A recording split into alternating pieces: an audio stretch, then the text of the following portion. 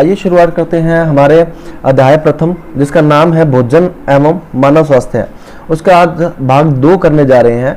जो प्रथम भाग था उसमें काफ़ी लोगों ने अपने कमेंट दिए और अपना सजेशन दिया है। उन सभी का दिल से आभार।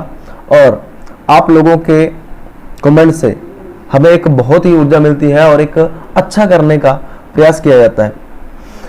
तो आइए देखते हैं भाग 2, जिसके अंदर आज हम पढ़ेंगे संतुलित भोजन और असंतुलित भोजन क्या होता है। तो देखते हैं हम सबसे पहले कि एक होता है संतुलित भोजन। भी अगर हम प्रारंभ से सुनते आ रहे हैं कि संतुलित भोजन होता क्या है, तो संतुलित भोजन के बारे में हम बात करते हैं कि ऐसा भोजन, यानी ऐसा भोजन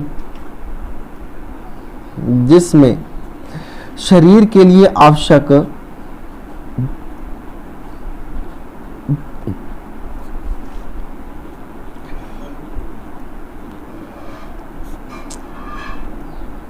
सभी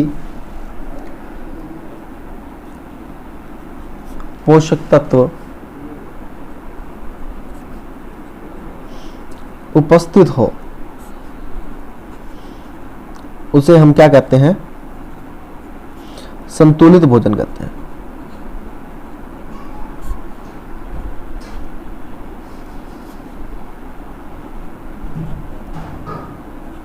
तो कुछ विद्यार्थी ये सोच रहे होंगे कि सर ये तो हमें बहुत पहले से पता था। हाँ, आपको पता था, लेकिन जिन विद्यार्थियों को नहीं पता ये उनके लिए भी है।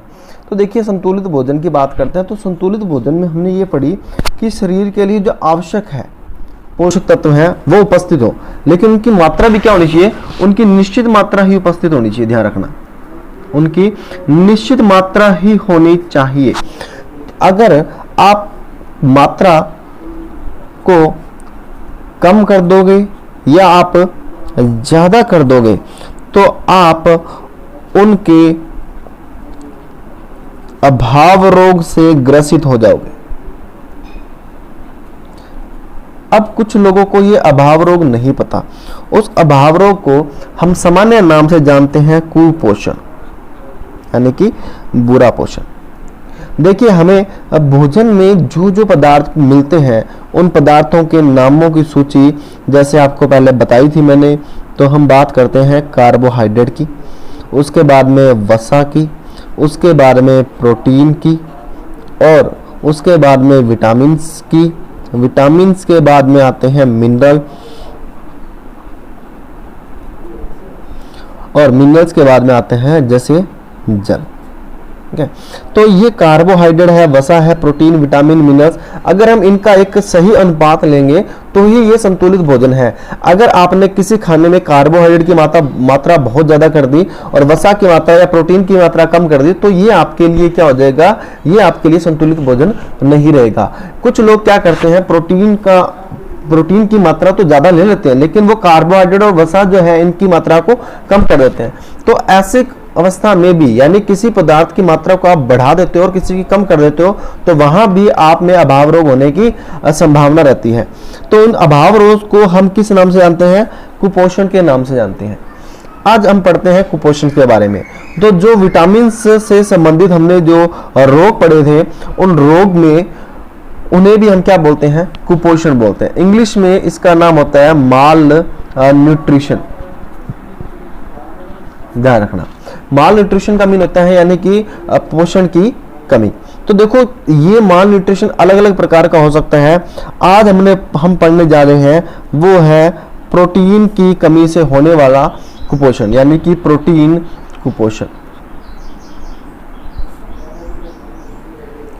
आज प्रोटीन के बारे में बात करते हैं। तो देखो, प्रोटीन जो है शरीर के लिए मात्रा के लिए बहुत ही आवश्यक है। आवश्यक क्यों है? क्योंकि ये क्या करती है? एक तो ऊतकों की मरम्मत करती है, करती है और नई कोशिकाओं के निर्माण में भाग लेती है, नई कोशिकाएं बनाने में सहायता करती है।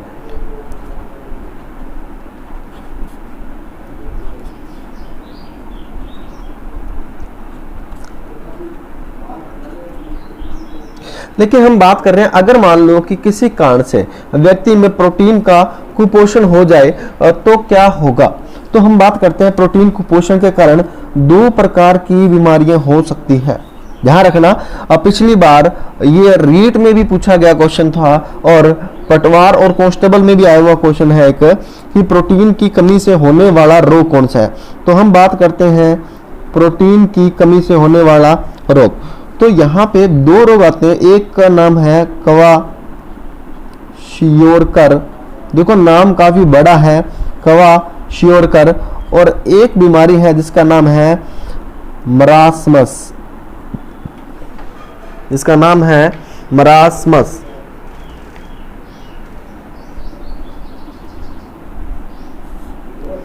ये 2 बीमारियां हैं जो प्रोटीन की कमी से होंगी।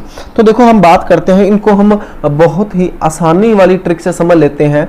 आप सभी को पता है कि देखो यहाँ पे एक नाम आया है जिसका नाम है क्वाशियोरकर। ये नाम काफी बड़ा है और थोड़ा सा मुश्किल भी लगता है। तो देखो जो नाम बड़ा होता है उसमें ये दोनों ही प्रोटीन की कमी से होने वाली बीमारियां हैं। तो क्वाशियोरकर नाम बड़ा है, तो इसमें क्या होता है, जो बच्चा है तो बच्चे का पेट फूल जाता है, यानी फूला हुआ पेट इसकी निशानी है। लेकिन बच्चे का पेट तो फूल गया है लेकिन कुछ कमी हो जाती है उसमें। पेट फूलने पे आपको पता है कि जनरली क्या होता है, भूख कम लगती है। तो जब भूख कम लगती है तो आपको भी पता है कि शरीर पीला हो जाता है, पीला हो जाता है। जब शरीर पीला हो जाता है तो फिर वो काला हो जाता है, बाद में वो काला होने लग जाता है। अब जब काला पीला होने लग गया तो फिर ये फटने लग जाता है।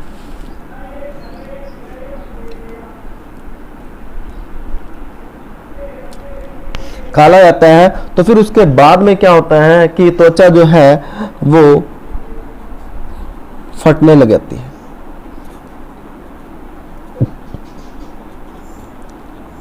देखिए इसको रट्टा मारने की आपको बिल्कुल भी आवश्यकता नहीं है, क्योंकि इसके अंदर हम ये बता रहे हैं आपको। देखो नाम देखो, प्रोटीन से पता चल रहा है क्वाशियोरकर और मरासमस, ये 2 बीमारियां ऐसी हैं जो प्रोटीन से होती हैं। तो जब क्वाशियोरकर नाम बड़ा है तो बड़ा होने इसका मीन है कि पेट फूल जाएगा, फूल जाता है। जब पेट फूल जाता है तो भूख कम लगने लग जाती है। जब भूख कम लगती है तो शरीर पीला होने लग जाता है और काला होने लग जाता है। जब शरीर पीला हो जाएगा और काला होने लग जाएगा तो त्वचा धीरे धीरे क्या होगी, फटने लग जाएगी।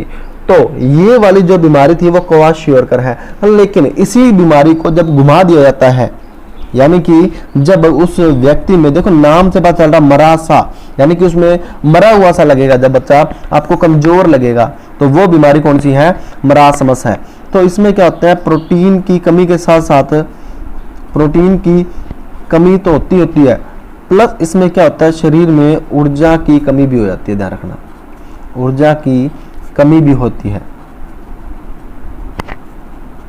तो शरीर क्या हो जाएगा, शरीर इसमें कमजोर हो जाएगा। शरीर जब कमजोर हो जाएगा तो क्या होगा कि वो कांतिहीन, यानी आंखें उसकी अंदर की ओर धस जाएगी। यानी अब आंखें क्या होगी, अंदर की ओर धस जाएगी।